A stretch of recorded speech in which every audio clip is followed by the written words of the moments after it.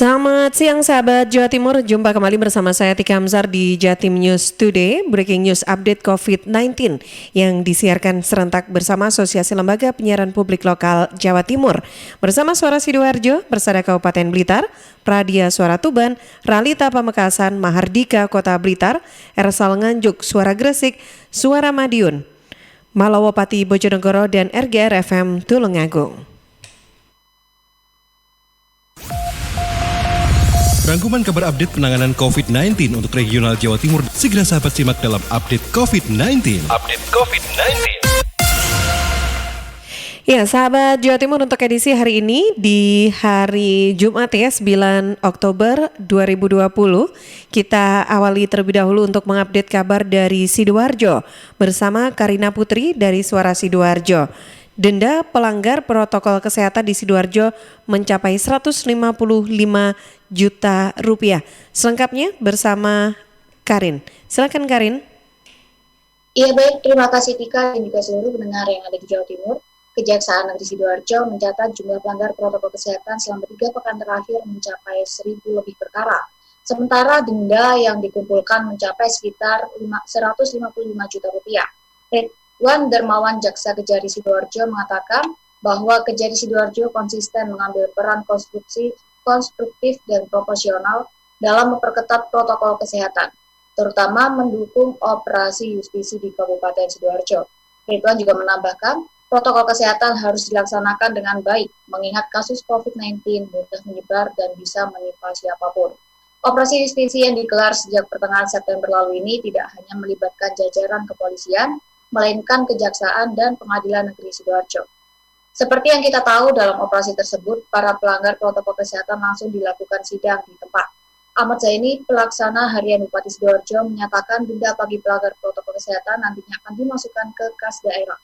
Penerapan sanksi tegas bagi pelanggar protokol kesehatan ini sesuai dengan Peraturan Daerah Provinsi Jawa Timur Nomor 2 Tahun 2020 mengenai perubahan atas Peraturan Daerah Provinsi Jawa Timur Nomor 1 Tahun 2019 tentang penyelenggaraan ketentraman, ketertiban umum, dan perlindungan masyarakat. Demikian update COVID hari ini. Saya Karina Putri melaporkan untuk Jatim News Today, kembali ke studio bersama dengan Tika. Baik, terima kasih Karin. Dan sahabat, selanjutnya kita juga akan bergabung bersama Afik Rahardian dari Mahardika FM Kota Blitar. Pemerintah Kota Blitar adakan rapat koordinasi rencana aksi Satuan Tugas COVID-19 Kota Blitar. Selengkapnya bersama Afik. Silakan Afik.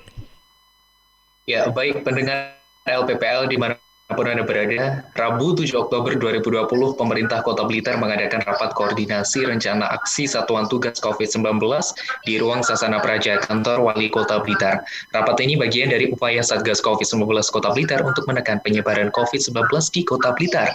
Didik Jumianto, Ketua Harian Gugus Tugas Percepatan Penanganan COVID-19 Kota Blitar, usai rapat mengatakan saat ini Kota Blitar berada di zona kuning. Hal ini lantaran angka kesembuhan COVID-19 terus meningkat. Bahkan dari data yang dirilis Dinas Kesehatan Provinsi Jawa Timur, angka kesembuhan atau case recovery rate Kota Blitar mencapai 95,15%. Artinya, rakor kali ini membahas tentang upaya Satgas Kota Blitar untuk mempertahankan zona kuning hingga merubah menuju zona hijau. Didik menyampaikan sejauh ini perkembangan COVID-19 Kota Blitar mulai landai, tidak terjadi penambahan kasus konfirmasi lagi. Sementara Jumadi, penjabat sementara PJS Wali Kota Blitar, mengapresiasi kegiatan rakor Satgas COVID-19 Kota Blitar ini. Pihaknya juga mengimbau Satgas untuk meningkatkan kegiatan tracing, testing, dan treatment dalam menanggulangi COVID-19 di Kota Blitar. Pihaknya juga menginginkan Kota Blitar segera berubah menjadi zona hijau kembali. Hadir dalam rakor ini Kepala OPD, Satpol PP, Camat, dan Lurah seluruh Kota Blitar. Afik Rahardian, Mahardika FM untuk Jatim News Today. Baik, terima kasih Afik dan sahabat Jawa Timur. Selanjutnya kita juga akan bergabung bersama Risma Erina dari Persada FM Kabupaten Blitar. Bertambah klaster pondok pesantren di Kabupaten Blitar kini berjumlah 15 orang. Selengkapnya bersama Risma, silakan. Ya baik, klaster pondok pesantren di Kabupaten Blitar ini dilaporkan bertambah 8 orang. Dan penambahan ini dirilis oleh Satgas COVID-19 Kabupaten Blitar pada Kamis. Penambahan ini membuat total keseluruhan klaster ponpes saat ini berjumlah 15 orang. 15 santri tersebut berasal dari klaster Sulu Paresa, Pondok Pesantren Kecamatan Udanawu, Kabupaten Blitar.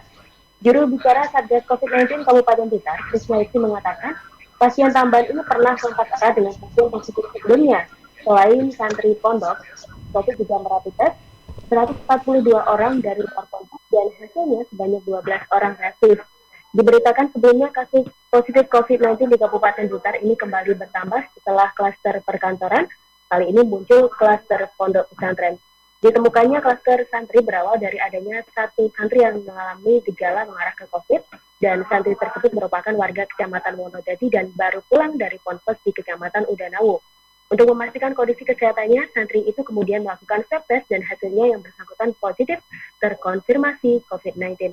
Demikian, Serisma Erina, LPPL Radio Persatuan Kabupaten Blitar melaporkan untuk Jatim News Today. Baik, terima kasih Risma, sahabat Jawa Timur. Kita juga akan update kabar dari Bojonegoro. Kali ini kita akan bergabung bersama Iwan Siswoyo dari LPPL Malowopati FM. Ada 5 pasien sembuh dan 5 tambahan konfirmasi COVID-19 di Bojonegoro. Iwan, silakan.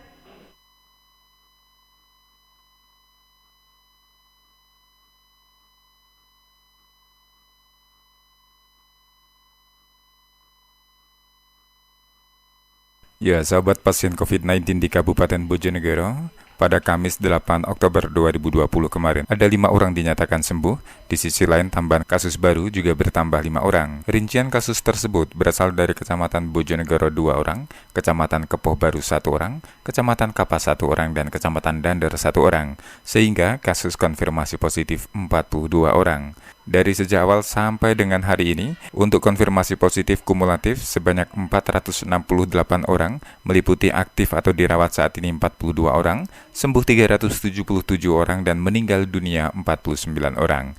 Demikian Iwan Siswoyo, LPPL Malowopati FM Bojonegoro untuk Jatim News Today. Baik, terima kasih Iwan, dan selanjutnya kita bersama dengan Kevin Chandra dari Suara Gresik. Bagikan 20.000 masker, Posyandu Balita siap dimulai kembali. Kevin, silahkan.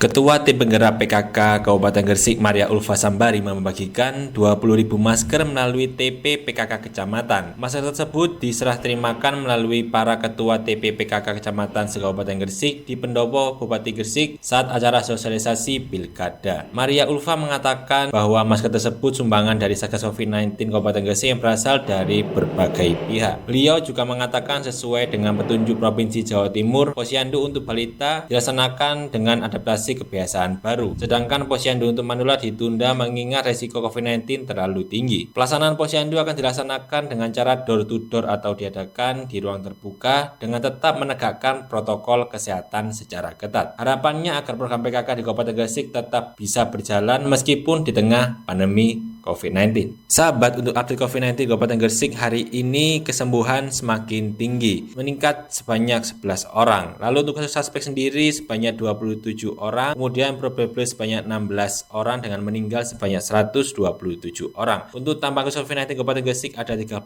orang menjadi 3.354 orang, dengan detail konfirmasi isolasi sebanyak 218 orang, kemudian yang meninggal sebanyak 204 orang. Saya, Kevin Chandra, melaporkan untuk Jatim News Today. Terima kasih Kevin, dan terakhir kita juga akan bergabung bersama Ben Chandra dari Suara Madiun. Ada penambahan 1 kasus sembuh dan ada tambahan 1 kasus konfirmasi COVID-19 di Kota Madiun. Selengkapnya bersama Ben Chandra. Silakan Ben.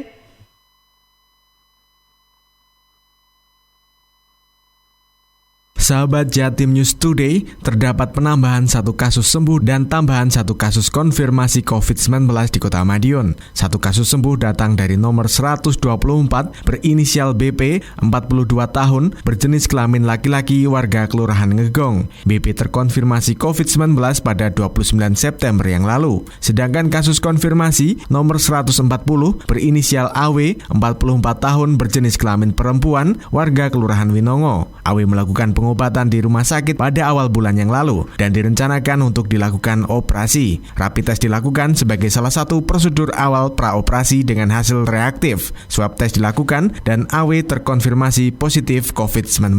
AW menjalani isolasi di salah satu rumah sakit di Kota Madiun saat ini. Hasil penelusuran tidak ada riwayat perjalanan maupun menerima kunjungan dari tamu luar kota. Seluruh kontak telah dilakukan tracing dan dijadwalkan untuk dilakukan swab test. Total kasus COVID-19 di Kota Madiun menjadi 140 orang dengan 119 diantaranya telah sembuh, 14 masih dalam perawatan dan 7 orang meninggal dunia. Saya Ben Chandra, Radio Suara Madiun untuk Jatim News Today.